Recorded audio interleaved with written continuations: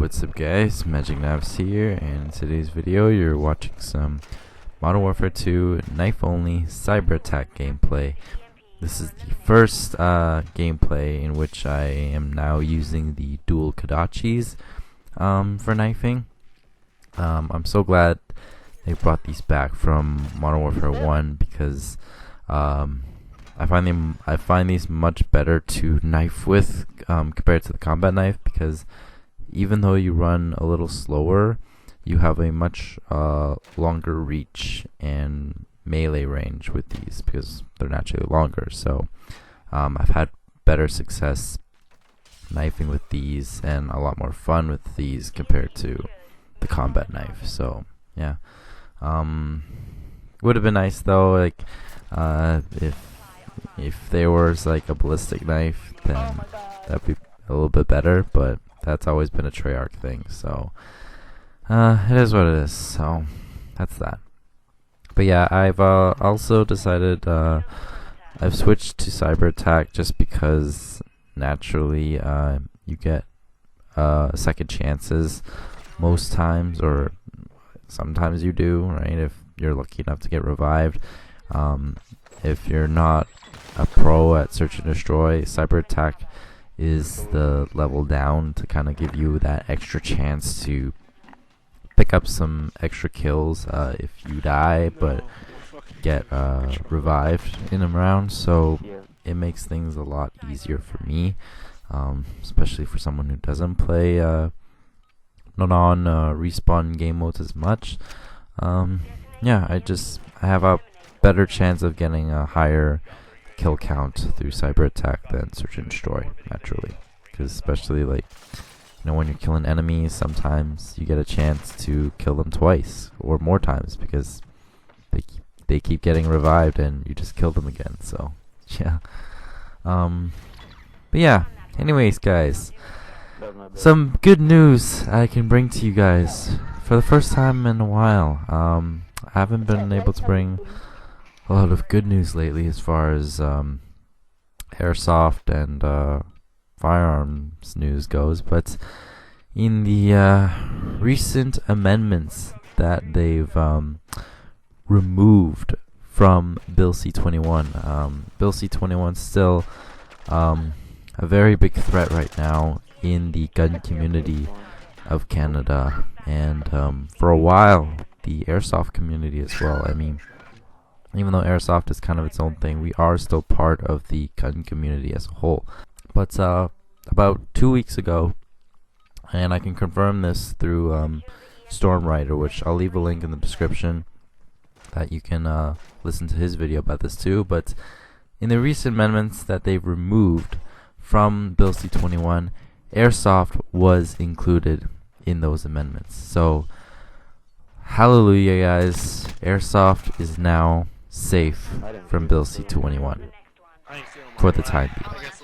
Like, I don't want to just say like, oh, we're all good, we can just relax now and stuff, because you know how shit is with the liberal government. So I can say with a sigh of relief that we can now like take a breather and be thankful that Airsoft is no longer going to be dealt with or messed with by the liberal government, and we can enjoy Airsoft in peace to some degree. Now,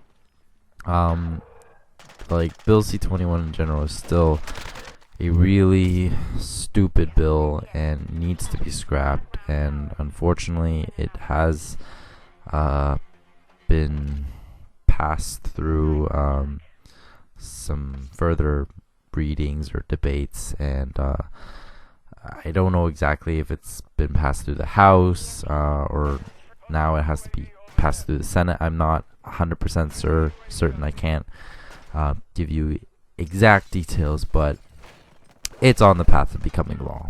That's the long and the short of it, basically, if we don't do anything about it to get enough support to scrap the bill, or if there isn't an election that happens anytime soon before the bill gets put into law.